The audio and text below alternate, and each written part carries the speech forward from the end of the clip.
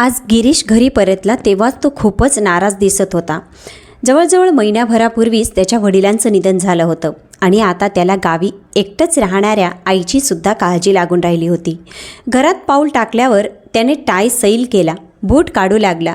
तेवढ्यात त्याचा 2 वर्षाचा चिमुकला चिंटू धावत आला आणि त्याच्या पायाला बिलगला. तो स्पर्श गणेशच्या काळजाला भिडला. त्या क्षणी त्याला स्वतःचं बालपण आठवलं. तो सुद्धा लहानपणी आईबाबांना पाहून लांबूनच धावत यायचा, त्यांच्या पायांना बिलगायचा. त्यांच्या त्या निरागस ओढीने दिवसभराच्या थकव्याने भरलेल्या वडिलांच्या चेहऱ्यावर हास्य उमटायचं आणि आई तर संपूर्ण माया त्याच्यावर उधळायची, त्याला मिठीत घ्यायची. ते सुंदर क्षण आठवताच गणेशच्या डोळ्यात पाणी आलं. जेवण वाढलेलं आहे, जेवायला या. मीनाचा, त्याच्या पत्नीचा आवाज आला आणि त्याच्या आठवणींची तंद्री भंगली. गणेशने हातपाय धुवून जेवायला टेबलावर येऊन बसला. थोडा वेळ विचारात गेला आणि मग तो म्हणाला, मीना, तुला माहीत आहे, बाबांच्या जाण्यानंतर आई एकटी पडली आहे. आता तिची तब्येतही ठीक नाही. मी विचार करतोय की तिला आपल्या घरी घेऊन यावं. ती चिंटू बरोबर राहील, तिचं मन रमेल आणि चिंटूलाही आजीचं प्रेम मिळेल. शिवाय तुला त्याला सांभाळताना थोडा आधारही मिळेल. गणेशचं बोलणं ऐकून मीनाच्या चेहऱ्यावर चिंता उमटली. तेवढ्यात गणेशने तिचा हात धरला आणि प्रेमाने म्हणाला, मीना, मला फक्त एवढंच म्हणायचं आहे, माझ्या आईला कधीही सासू म्हणून नको बघूस. तिला तुझ्या आईसारखं समज. बाबांच्या जाण्यानंतर तिच्या आयुष्य रिकामं झालंय. तू मला वचन दे की तू ते रिकामपण भरून काढायला माझी मदत करशील. आईबद्दलची काळजी डोळ्यात घेऊन बोलणाऱ्या गणेशकडे मीना क्षणभर पाहत राहिली. खरं तर सासूबाईंबरोबर राहण्याची तिची अजिबात इच्छा नव्हती, पण नवऱ्याचं आईवर प्रेम पाहून ती काहीच बोलली नाही. फक्त हलकंसं हसून मान हलवली, एक मूकसंमती दिली. दुसऱ्या दिवशी गणेश गावी गेला आणि आई सविताताईंना घेऊन तो घरी आला. आई, एक गोष्ट लक्षात ठेव, हे घर माझं आणि मीनाचं असल्याआधी तुझं आहे. या घरात तेच होईल जे तू म्हणशील. गणेशचं बोलणं ऐकून सविताताईंना आपल्या मुलाचा अभिमान वाटला. त्या हलकेच हसल्या, पण दुसरीकडे मीनाच्या मनात मात्र एक सल उठली. नवऱ्याचं बोलणं ऐकून तिच्या अंतर्मनात जळजळ सुरू झाली. तरीही त्या क्षणी तिने बोलणं टाळलं. सविताताई घरी येताच स्वयंपाकघराची जबाबदारी त्यांनी सांभाळली. त्यामुळे मीनाला घरकामातून काहीसा दिलासा मिळाला. मीनाचं माहेर त्याच शहरात होतं, पण माझ्या नवऱ्यासाठी कोण जेवण करणार या विचाराने ती माहेरी जात नसे. आता मात्र सविताताई आल्यावर तिनं चिंटूला घेऊन काही दिवस माहेरी जाण्याचा निर्णय घेतला. एक गोष्ट चांगली झाली ग, तुझी सासू इथं राहायला आली. आता तू केव्हाही आणि कितीही दिवस आमच्याकडे राहायला येऊ शकतेस. मीनानं माहेर गाठताच तिच्या आईचं बोलणं कानावर आलं. हो आई, ते बरोबर आहे, पण तुझा जावई म्हणजे अक्षरशः श्रावणबाळ आहे. आईची काळजी तर प्रमाणाबाहेर घेतो. दिवसभर फक्त आईच्या नावाचा जप करतो. मीना बाळा, तुझ्या सासूबाई भोळेपणाचा मुखवटा घालून वावरतात, पण प्रत्यक्षात त्या खूप चतुर आहेत. म्हणूनच तर तुझ्या नवऱ्याला त्यांनी मुठीत घट्ट धरून ठेवलं आहे. आपल्या मनासारखं त्यांच्याकडून करून घेतात, पण तू त्यांच्या मायाजाळमध्ये अडकू नकोस, नाहीतर त्या तुला देखील आपल्या इशाऱ्यावर नाचवायला कमी करणार नाही. म्हणून जरा जपूनच वाग. आज मीनाचा माहेरी पहिलाच दिवस होता आणि तितक्याच तत्परतेने तिच्या आईने तिला हे अनमोल ज्ञान द्यायला सुरुवात केली. खरं तर असं म्हणायला हरकत नाही की आपल्या मुलीलाच तिच्या सुखी संसाराच्या वाटेवर काटे पेरण्याचा हा सल्ला होता. काही दिवस असेच गेले. आज गणेशचा वाढदिवस होता आणि मीनासुद्धा तिच्या माहेरून परत येणार होती. त्यामुळे गणेश मीनाला आणायला तिच्या माहेरी गेला. इकडे सविताताईंना तब्येत थोडीशी ढासळल्यासारखी वाटत होती, म्हणून त्या थोडा वेळ अंथरुणावर आडव्या झाल्या. डोळे मिटताच आठवणींचं झाड भराभर डौलानं डोलू लागलं. गेल्या काही वर्षापूर्वी हाच तो दिवस होता जेव्हा त्यांनी आपल्या मुलाच्या वाढदिवसासाठी त्याच्या आवडीनुसार जेवण आणि केक बनवून त्याला एक छानसं सरप्राईज दिलं होतं. आणि आज इतक्या वर्षांनी पुन्हा तो दिवस त्यांच्या हातात होता. म्हणून आजारी असूनही त्यांनी मनात ठरवलं, गणेशसाठी पुन्हा एकदा काही खास करायचं. थकवा झटकून त्यांनी गणेशच्या आवडीचा केक आणि विविध स्वादिष्ट पदार्थ बनवायला घेतले. आनंद ओसांडून वाहत होता. सून आणि मुलगा यांचं आगमन होईपर्यंत सगळं तयार होतं. मग त्या खुर्चीवर बसल्या आणि वाट पाहू लागल्या. मनात गोडस भावना. आज गणेशच्या चेहऱ्यावर त्या लहानपणीच्या आठवणींनी हास्य उमटेल. त्यांचा नातू 2 वर्षाचा चिंटू त्यालाही केक खूप आवडेल अशी आशा होती. जवळपास 1 तासाने गाड्यांचा हॉर्न ऐकू आला. सविताताईंनी उत्साहाने दरवाजा उघडला. गणेश आणि मीना गाडीतून बॅगा वगैरे काढत होते. तेवढ्यात सविताताईंनी चिंटूला जवळ घेतलं आणि आत आल्या. एवढ्या दिवसानंतर नातवाला पाहून त्यांच्या चेहऱ्यावर एक वेगळंच समाधान होतं. मुलगा आणि सून घरात आले आणि क्षणभर थबकले. संपूर्ण घर मधुर सुगंधांनी भरून गेलं होतं. गणेशने पटकन हातपाय धुतले. सविताताई लगेच स्वयंपाकघरात गेल्या. केक घेतला आणि सगळं जेवण टेबलावर मांडलं. वाढदिवसाच्या खूप खूप शुभेच्छा बाळा, तुला दीर्घायुष्य लाभो, असं म्हणत त्यांनी केक पुढे केला. आईचा हातचा केक इतक्या वर्षांनी. गणेशच्या डोळ्यात आनंद दाटून आला. त्याने केक कापला आणि सविताताईंनी त्याला प्रेमानं केक भरवला. पण त्याच वेळी त्यांची सून मीना चेहऱ्यावर तिरस्काराची झलक घेऊन मोठ्या आवाजात म्हणाली, तुम्ही हे काय करताय आणि एवढं सगळं करायची काय गरज होती? कमीत कमी फोन करून विचारलं तरी असतं. आम्ही तर बाहेरून जेवण करून आलो आहोत. सुनबाईचं बोलणं ऐकून सविताताई थोड्याशा चकित झाल्या. तेवढ्यात गणेश म्हणाला, आई, झालं असं की मीनाचा भाऊ आणि बहीण पार्टीसाठी खूपच हट्ट करत होते, त्यामुळे आम्ही बाहेरच जेवून आलो. पण खरं सांगू का, तुझ्या हातच्या जेवणासारखा स्वाद कुठेच नव्हता. अगदी हे जेवण पाहून पुन्हा भूक लागली आहे, असं म्हणत गणेश केकचा तुकडा तोंडात टाकत हसला. सविताताईंनी लगेच ताट वाढलं आणि जसा त्या चिंटूला थोडासा केक भरवू लागल्या तसे मीनाने पटकन चिंटूला उचललं आणि म्हणाली, नाही आई, चिंटू जेवून आलाय, त्याचं पोट भरलेलं आहे. आता जास्त खाल्लं तर तब्येत बिघडेल आणि मलासुद्धा भूक नाही, असं म्हणून मीना चिंटूला घेऊन तिच्या खोलीत निघून गेली. पण गणेश भूक नसतानाही केवळ आईचं मन दुखवू नये म्हणून 1 चपाती जेवला. हे सगळं पाहून सविताताईंचा जीव तृप्त झाला. पण त्या क्षणी खोलीत जाऊन बसलेल्या मीनाच्या मनात मात्र रागाचा काहूर उठला होता. तिच्या चेहऱ्यावरची तिडीक स्पष्ट दिसत होती. जेवण झाल्यावर गणेश खोलीत गेला. मीनाचं फुललेलं तोंड पाहून त्याने सौम्य आवाजात विचारलं, काय झालं ग, इतकी उदास का आहेस? तेवढ्यात ती संतापून म्हणाली, मला एकच गोष्ट समजत नाही, तुम्ही बाहेरून जेवून आलात तरी पुन्हा घरी जेवायची काय गरज होती? गणेश थोडा गोंधळून म्हणाला, अगं, आईने किती प्रेमाने माझ्या वाढदिवसासाठी जेवण बनवलं, आवडता केक केला, माझ्यासाठी स्पेशल पदार्थ केले. त्या जेवणात तिचं प्रेम आणि माया होती. मी त्या वस्तूला नको कसं म्हणू शकतो? मीना आता अधिकच भडकली आणि म्हणाली, हो का? 10 दिवसांपूर्वीची गोष्ट आहे, जेव्हा तुम्ही मला माहेरी सोडायला आला होतात तेव्हा माझ्या आईने सुद्धा खास तुमच्यासाठी जेवण बनवलं होतं. पण त्यावेळी तुम्ही काय म्हणालात? मी घरून जेवण करून आलोय, पोटात जागा नाही. आता स्वतःच्या आईच्या हातचं जेवण जेवण्यासाठी मात्र पोटात जागा तयार झाली. म्हणजे माझ्या आईच्या हातच्या जेवणाची काहीच किंमत नाही का तुमच्यासाठी? गणेशला आता राग आला. तो म्हणाला, तू कोणतीही गोष्ट कुठेही ओढून नेतेस, काहीच अर्थ नसतो तुझ्या आरोपांना. आज सकाळपासून माझ्या आईची तब्येत बरी नाही, तरीसुद्धा माझ्या वाढदिवसासाठी तिने इतकं सगळं केलं आणि आपण बाहेरून जेवून आलो तरी तिने एक शब्दही उच्चारला नाही. आणि मी तिचं मन जपण्यासाठी थोडं जेवलो तर त्यामध्ये तुझ्या कुटुंबाचा अपमान कुठे झाला? तेव्हा मीनाने थेट बोलून टाकलं, तुम्हाला फक्त तुमच्या आईचाच विचार करायचा आहे, पण माझ्या आईचं काय? तिच्या भावना, तिचं प्रेम, त्याला काहीच अर्थ नाही तुमच्यासाठी. इतकी तरी समज तुमच्या आईलाही असायला हवी की दुसऱ्याच्या आनंदातच आपला आनंद शोधावा. एक दिवस जर त्यांच्या हातचं जेवण खाल्लं नाही तर आभाळ कोसळणार नाही. दोघंही नवरा बायको एकमेकांवर चढ ओढीनं बोलत होते. त्यांच्या या उंचावलेल्या आवाजाचे सूर बाहेरपर्यंत पोचले आणि सविताताई ते सगळं शांतपणे ऐकत होत्या. त्यांचा वाद काही थांबत नव्हता. आणि दुसरीकडे सविताताईंनी हे सगळं ऐकलं तेव्हा त्या अवाक झाल्या. आपल्याबद्दल तिच्या मनात एवढा तिरस्कार, आणि तोही कुठल्याही कारणाविना. इतक्या वर्षात त्यांनी कधीच मुलाच्या संसारात ढवळाढवळ केली नव्हती.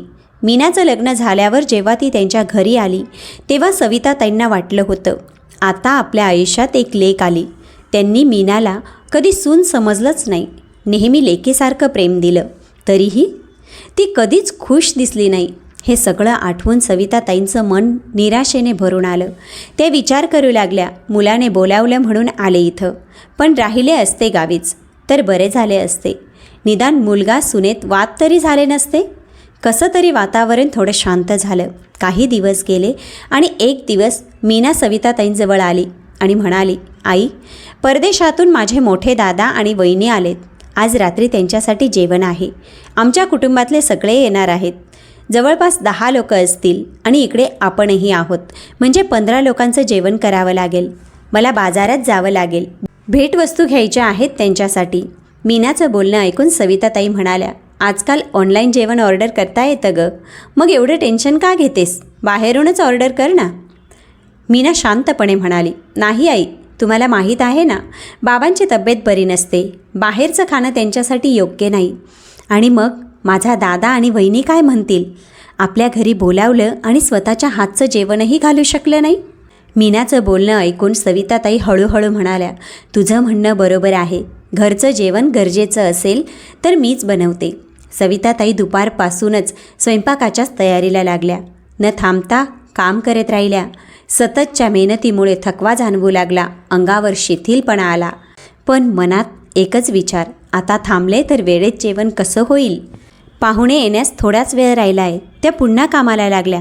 पण काही वेळातच डोकं गरगरू लागलं. नजर फसफसली. शेवटी त्या हळूहळू जाऊन सोफ्यावर बसल्या. इतक्यात गणेश घरी आला. आईची अवस्था पाहून तो थबकला. पटकन तिला हॉस्पिटलमध्ये नेलं. तपासणी अंती समजलं, BP खूपच लो झाला आहे. आईची तब्येत बिघडलेली पाहून गणेशने लगेच मीनाला फोन करून स्पष्ट सांगितलं, आजचा प्रोग्राम कॅन्सल कर. 2 तासांनी सविताताईंना थोडं बरं वाटलं. तेव्हा गणेश त्यांना घरी घेऊन आला. मीनाने आपल्या माहेरच्या लोकांचा येण्याचा कार्यक्रम कॅन्सल केला होता. पण दुसऱ्या दिवशी तिने आपल्या सासूंना खूप खरं खोटं ऐकवलं. असा कोणता आजार होता आई, जो 2 तासातच बरा झाला? तुम्हाला तर जेवण बनवायचं नव्हतं तर मला स्पष्ट सांगायचं होतं. आता समजलं मला. माझ्या माहेरची लोकं या घरात आलेली तुम्हाला आवडत नाही, म्हणूनच तुम्ही आजारी असल्याचं नाटक केलं. यावर सविताताई म्हणाल्या, मीना, खरंच माझी तब्येत खराब झाली होती गं. मी नाटक कशाला करू? पण मीनाने आपल्या सासूवर विश्वास ठेवला नाही. त्यानंतर तिने त्यांच्याशी बोलायचंच बंद केलं. सुनबाईच्या अशा वागण्यामुळे सविताताईंचा जीव त्या घरात गुदमरायला लागला. कित्येक वेळा सविताताईंनी आपल्या मुलाला गणेशला आपल्या जुन्या घरात परत सोडायला सांगितलं. पण तो सविताताईंना परत पाठवायचं नाही म्हणायचा. तो नेहमी टाळाटाळ करत असे. चिंटू मात्र आपल्या आजीबरोबर चांगला रमला होता. त्याला आजीची सोबत आवडायची. रात्री श्रीकृष्णाची गोष्ट ऐकता ऐकता तो आपल्या आजीच्या शेजारी झोपून जायचा. सविताताईंना देखील आपल्या नातवाबरोबर गप्पा गोष्टी करून खूप आनंद मिळायचा. ती त्याच्याबरोबरच आपला वेळ घालवत होत्या. एके दिवशी मीना बाजारात खरेदी करायला गेली. ती चिंटूला त्याच्या आजीकडे सोडून गेली. तेव्हा चिंटू सविताताईकडे येऊन म्हणाला, आजी, मला भूक लागली आहे. असं म्हणून चिंटू सविताताईंकडे खायला मागू लागला. जेवायला देण्यासाठी त्या स्वयंपाकघरात गेल्या, पण फरशीवर पाणी सांडलेलं असल्यामुळे अचानक त्यांचा पाय घसरला आणि त्या खाली पडल्या. त्यांच्या कमरेत खूप वेदना होऊ लागल्या. सविताताईंना उठता येत नव्हतं, तरीसुद्धा त्या कसं तरी उठून फोन जवळ घेऊन त्यांनी मुलाला फोन करून सगळी घटना सांगितली. गणेश पटकन घरी पोचला आणि आपल्या आईला पलंगावर झोपवलं. एकही क्षण वाया न घालवता मीनाला फोन लावला. आई, स्वयंपाकघरात पाय घसरून पडली आहे आणि वेदनेमुळे तिला खूप त्रास होत आहे. आईला डॉक्टरांकडे घेऊन जायचं आहे, पण चिंटूला एकट्याला घरी सोडून शकत नाही. तू पटकन घरी ये. अरे देवा, ही जेव्हापासून घरात आली आहे तेव्हापासून आजारपणाचं कारण पुढं करूनच बसली आहे. आणि आता हे नवं संकट. काही समजत नाही. ही दोघं मायलेकरं मला कधी निश्वास टाकू देतील की नाही. मनातल्या मनात रागाचा कल्लोळ माजवत मीनाने घर गाठलं. मनातल्या त्या घुसमटीतच डॉक्टरांकडे धाव घेतली. तपासणी झाली, चाचण्या पार पाडल्या. शेवटी डॉक्टरांनी सौम्य हसत सांगितलं, त्यांच्या मांसपेशींना थोडासा ताण आलाय, पण काळजीचं काही कारण नाही. त्या शब्दांनी थोडासा दिलासा मिळाला. पण डॉक्टरांचा पुढचा सल्ला मात्र स्पष्ट होता. पूर्ण विश्रांती घ्या. बेड रेस्ट गरजेचा आहे. डॉक्टरांच्या शब्दांनी गणेशच्या मनात काळजीचा एक हलकासा धसका बसला. त्याच्या नजरेसमोर आईचं थकलेलं पण ममतेनं भरलेला चेहरा तरळून गेला. त्या क्षणी त्याने ठरवलं, आता आईची काळजी आपण जास्त गांभीर्यानं घ्यायला हवी. त्यानं मीनाला आग्रहानं सांगितलं, आईचं सगळं व्यवस्थित बघ. तुझ्यावर माझा पूर्ण विश्वास आहे, पण तिची तब्येत हलकी आहे. काळजी घ्यावीच लागेल. मीनाच्या खांद्यावर घराची जबाबदारी आधीच होती, म्हणून गणेशने सुज्ञपणे एक कामवाली ठेवली, जेणेकरून आईची सेवा करताना मीनावर घरच्या कामाचं ओझं येणार नाही. गणेशच्या सांगण्यानुसार मीना आपल्या सासूबाईंची पूर्ण काळजी घेऊ लागली. त्यांना एकही काम करू देत नव्हती. जेव्हा मीनाच्या आईला सविताताईंच्या तब्येतीबद्दल समजलं तेव्हा त्यांनी विचारपूस करण्यासाठी सविताताईंना फोन केला. तुम्ही काळजी करू नका विहीनबाई, लवकर बऱ्या व्हाल. मुलं तुमची चांगली काळजी घेत आहेत ना? विहीनबाईच्या चिंतेसाठी ढोंग करत मीनाच्या आईने विचारलं. सविताताईंनी हसून उत्तर दिलं, अहो मुले तर माझी खूप काळजी घेतात आणि मीना तर मला अंथरुणावरून उठूही देत नाही. काही दिवस गेले आणि सविताताईंना बरं वाटू लागलं. एक दिवस त्यांनी आपल्या जुन्या घरी जाण्याची इच्छा गणेशकडे व्यक्त केली. बाळा, खूप सेवा करून घेतली तुम्हा लोकांकडून, आता मला माझ्या घरी परत जायचं आहे. गणेश शांतपणे म्हणाला, आई हे तुझंच घर आहे, तू इथे आमच्यासोबत राहणार, कुठेही जाणार नाहीस. जरा विचार कर, जर तू त्या घरात एकटी असती आणि ही घटना तिथं घडली असती तर तुझ्या मदतीला कोण आलं असतं? मीना हे सगळं शांतपणे ऐकत होती आणि काही न बोलता स्वयंपाकघरात निघून गेली. सविताताईंना तिच्या वागण्यात पुन्हा एकदा बदल दिसला. त्यांना माहीत होतं की मीना समोर काहीही बोलणार नाही, पण मनात ती आपल्या सासूबाईच्या उपस्थितीला नक्कीच खदखदत होती. रविवारच्या दिवशी मीना किट्टी पार्टीला जाणार होती. गणेश घरातच होता. मीना आपल्या मुलाला चिंटूला गणेशकडे बसवून त्याच्या हातात मोबाईल दिला आणि गेम लावून त्याचं लक्ष वेधून घेतलं. मीना किटी पार्टीला निघून गेली. चिंटू मोबाईलवर गेम खेळत होता आणि मीना तिचा मोबाईल अनलॉक ठेवून निघून गेली. खूप वेळ झाला तोपर्यंत चिंटू मोबाईलवर खेळतच राहिला. पण जेव्हा गणेशने त्याच्या हातातून मोबाईल घेतला तेव्हा तो रडायला लागला. म्हणून त्याने चिंटूला आपल्या मांडीवर घेतलं. त्याला समजवण्याचा प्रयत्न केला, पण त्याच वेळी गणेशच्या नजरेत मीनाच्या मोबाईलवर येणाऱ्या निरंतर मेसेजेसनी त्याचे लक्ष वेधून घेतलं. मीना कधीच तिचा मोबाईल अनलॉक ठेवत नाही आणि गणेशने कधीच त्यात हस्तक्षेप केला नव्हता. मात्र मोबाईल वाजत राहिल्यामुळे त्याने चिंटूकडून मोबाईल घेतला. जेव्हा त्याने मेसेज वाचले तेव्हा त्याच्या पायाखालची जमीनच सरकली. वीणा, तुझ्या सासूबाईंनी परत त्यांच्या घरी जाण्याबद्दल विचार केला का? मला काळजी वाटते, तू त्यांची सेवा करून करून आजारी पडशील. आम्ही जेव्हा मन करेल तेव्हा तुझ्या घरी येत होतो, पण तुझ्या सासूबाई आल्यापासून मी फोनवरही तुझ्याशी व्यवस्थित बोलू शकत नाही. लक्षात ठेव, तुझ्या सासूबाईंना जास्त काळ सोबत ठेवू नकोस, त्यांना परत त्यांच्या घरी पाठव. गणेशचे हृदय एकदम पिळवटले आणि त्याचं मन अस्वस्थ झालं. त्याला जणू धक्काच बसला. त्याच्या मनात अनेक विचार ओघळून गेले. गणेशने मीनाच्या आईचे मेसेज वाचले. त्याला तर त्याच्या डोळ्यांवर विश्वासच बसला नाही. समोर एवढं गोड बोलणाऱ्या त्याच्या सासूबाईच्या मनात त्याच्या आईसाठी एवढा कडवटपणा भरला आहे.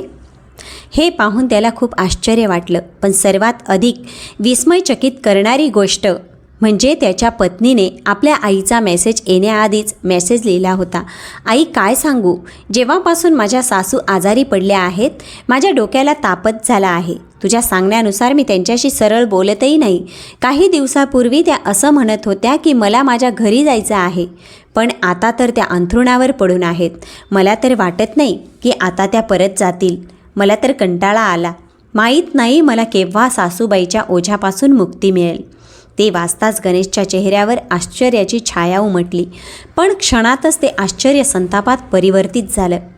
त्याच्या मनात उसळलेला राग अगदी 7व्या आकाशाला जाऊन भिडला. क्षणागणिक तो संताप अधिकच वाढत गेला. जणू रागाचं ज्वालामुखी मनात धगधगत होतं. या दरम्यान गणेशने सगळी गोष्ट आपल्या आईसमोर स्पष्ट सांगितली. ते ऐकून त्याची आई म्हणाली, गणेश, तू मीनाला काही बोलू नकोस. हे सगळं माझ्यामुळे होत आहे. तू मला माझ्या घरी परत सोड, मग सगळं व्यवस्थित होईल. माझ्यामुळे तुमचा संसार उद्ध्वस्त व्हायला नको. मी गेल्यानंतर सगळं पूर्वीप्रमाणे व्यवस्थित होईल. नाही आई, आता तर पाणी डोक्यावरून गेलं आहे आणि मला माहीत आहे मला काय करायचं आहे. गणेश म्हणाला. त्याच्या मनात रागाचं वादळ उठलेलं. घरातलं वातावरण जणू ताणतणावाच्या दोऱ्यांवर टांगलेलं होतं. प्रत्येक शब्द, प्रत्येक हालचाल जणू अंगारावर चालण्यासारखी झाली.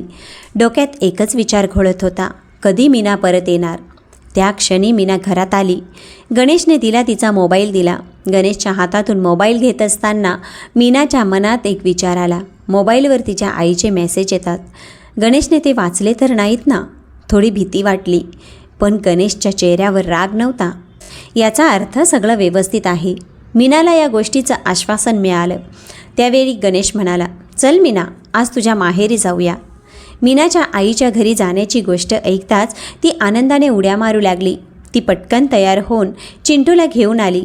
रविवारचा दिवस असल्याने घरात सगळेच होते. मुलीला आणि जावयाला आलेलं पाहून मीनाचे वडील म्हणाले, जावाई बापू आले आहेत, चहा नाश्ता तरी घेऊन या. गणेश विनम्रतेने म्हणाला, नाही बाबा, मी तर फक्त तुमची अमानत तुम्हाला परत करायला आलो आहे. गणेशचे असे बोलणे ऐकून सर्वजण आश्चर्यचकित झाले. तेव्हा मीनाच्या वडिलांनी विचारलं, कोणती अमानत आहे? तुम्ही कशाबद्दल बोलत आहात जावाई बापू?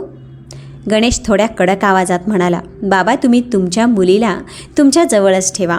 माझ्या घरात तिच्यासाठी आता जागा नाही. गणेशचे हे शब्द ऐकून मीनाच्या डोळ्यात मोठा आश्चर्याचा भाव उमटला. ती हळूच म्हणाली, तुमचं धाडस कसं झालं माझ्याबरोबर असं करण्याचं? जावाई बापू, जरा स्पष्ट सांगा, काय झालंय? मीनाच्या बाबांनी आश्चर्यचकित होऊन विचारलं. गणेश शांतपणे उत्तर देत होता, बाबा, ही गोष्ट तुम्ही सासूबाईंना आणि तुमच्या मुलीला विचारली तर चांगलं होईल. मीनाची आई आश्चर्यचकित होऊन गणेशकडे रागाने पाहू लागली आणि म्हणाली, जावाई बापू, तुम्हाला नक्की काय त्रास झाला आहे? काही सांगणार आहात की नाही? गणेशचा आवाज शांत होता, पण त्यातला ठामपणा कोणाच्याही हृदयाला थेट भिडावा असा होता. त्रास तर तुम्हीच आहात आई, तो म्हणाला. तुम्हाला तुमच्या मुलीला तिचं आयुष्य तिच्या मर्जीनं जगू द्यायचं नाही. आमच्या घरात जे जे काही वादळ गोंगावत आहे त्यांच्या मुळाशी जर कुणी असेल तर त्या केवळ आणि केवळ तुम्हीच आहात. त्याच्या शब्दातील धार ऐकून सासूबाई थरथरल्या. स्वतःच्या चुकीचा आरसा समोर ठेवला गेला तेव्हा उत्तर देण्याऐवजी त्यांनी केवळ नजरा वळवल्या आणि मौन स्वीकारणंच अधिक सोयीचं वाटलं. तुमचं धाडस तरी कसं झालं माझ्या आईशी असं बोलण्याचं? मीना संतापून ओरडली. त्यावर गणेशने चेहऱ्यावर हलकं व्यंग हास्य आणत उत्तर दिलं, काय मीना, यात मी असं काय चुकीचं बोललो? तू सुद्धा तुझ्या सासूसोबत असाच तिरकस शब्दात बोलतेस नाही का? तुमच्या आईसोबत असं कधी बोलले? मीना ताडकन उत्तरली, डोळ्यात राग आणि आवाजात उपहास. गणेश थोडा मागे सरकला, पण चेहऱ्यावरचा ठामपणा तसाच होता. ठीक आहे, मग आज खरं खोटं सगळं समोर येऊ द्या. कोण किती पारदर्शक आहे ते स्पष्ट व्हायलाच हवं. त्याचा स्वर जरा गडद झाला. बाबा, मीनाला सांगा तिचा मोबाईल अनलॉक करायला. गणेशचा आवाज आता निरोपासारखा थेट होता. कोणतीही भीती नाही, कोणताही संकोच नाही. हे ऐकता मीनाचं अवसानच गळालं. तिनं मोबाईल अनलॉक करण्यास नकार दिला, पण वडिलांनी आग्रह केल्यामुळे तिला शेवटी तो उघडावा लागला. गणेशने मोबाईलमधील व्हॉट्सॲप मेसेजेस तिच्या वडिलांना दाखवले, जे मीनाने आणि तिच्या आईने एकमेकींना पाठवले होते. ते मेसेज वाचून सासऱ्यांना धक्का बसला. ते हादरून गेले. बाबा, आई इथं बसून बसून आमच्या घरावर संपूर्ण नियंत्रण ठेवतात. आपल्या मुलीला योग्य मार्गदर्शन करण्याऐवजी तिच्या संसारात विष पेरणं कुठपर्यंत योग्य आहे? आपल्या मुलीला कसे भांडण करायचे, कसं आग लावायचे हे शिकवणं म्हणजे कोणती आईपणाची भूमिका? गणेशचे बोलणं ऐकून आणि मेसेज वाचून सासऱ्यांचा चेहरा रागाने लालबुंद झाला. घरातील सगळ्यांच्या नजरा आता मीना आणि तिच्या आईवर स्थिरावल्या होत्या. सर्व काही उघड झालं. लाजेने मीनाही डोळे खाली घालून बसली. आता तिच्याकडे उत्तर देण्यासारखं काही उरलेलं नव्हतं. सत्य सगळ्यांपुढे उघड झालं होतं. मीनाचे वडील संतापाने तिच्या आईकडे पाहत म्हणाले, थोडी तरी लाज वाटायला हवी होती. तुझ्या याच वागणुकीमुळे आपली मोठी मुलगी आधीच घटस्फोट घेऊन घरी बसली आहे. आता दुसऱ्या मुलीचा संसारही उद्ध्वस्त करायचा आहे का? आणि मीना, तुला पण सांगतो, आणि जर काही पुन्हा असं केलंस तर माझ्या इतकं वाईट कोणी नसेल. हा शेवटचा इशारा समज. मीनाचे वडील गणेशकडे वळून म्हणाले, माफ करा जावाई बापू, आम्हाला वाटलं होतं आमची मुलगी सासरी आनंदाने राहते, सगळ्यांना आनंदी ठेवते, सासूबाईची सेवा करते, पण इथे तर अगदी उलट चित्र आहे. बरं झालं तुम्ही वेळेत ही माहिती आम्हाला दिलीत. गणेश अत्यंत नम्रपणे म्हणाला, माफ करा बाबा, माझा उद्देश कोणताही अपमानित करणे नव्हता, पण जेव्हा मी माझ्या आईविरोधात चाललेली कारस्थानं पाहिली तेव्हा मी गप्प राहू शकलो नाही. तेव्हा मीनाचे वडील म्हणाले, जावाई बापू, आता एकच विनंती, आमचा मान राखा आणि मीनाला पुन्हा आपल्या घरी घेऊन जा. मी तुमच्यासमोर हात जोडतो. सासऱ्यांच्या आग्रहाखातर गणेश मीना आणि आपल्या मुलाला घरी परत घेऊन आला. थोड्याच वेळात मीनाचे वडील तिच्या आईला घेऊन घरी गेले. नंतर मीनाने आपल्या सासूबाईंना हात जोडून क्षमा मागितली. तिच्या आईने सुद्धा सासूबाईंची माफी मागितली आणि अत्यंत नम्रपणे म्हणाली, मी भविष्यात तुमच्या संसारात कुठलीही लुडबुड करणार नाही याची खात्री देते. त्या दिवशी योग्य वेळी उचललेलं गणेशचं एकच पाऊल त्याचं कुटुंब तुटण्यापासून वाचवून गेलं. कदाचित प्रत्येक मुलगा गणेशसारखा विचार करणारा असता तर कोणत्याही आईवडिलांना दुःख सहन करावं लागलं नसतं. प्रेक्षक मित्रांनो, आजची कथा ऐकून तुम्हाला कसं वाटलं? जे गणेशने केलं ते योग्य होतं का? कॉमेंटमध्ये नक्की सांगा. चला तर भेटूया पुढच्या कथेसोबत.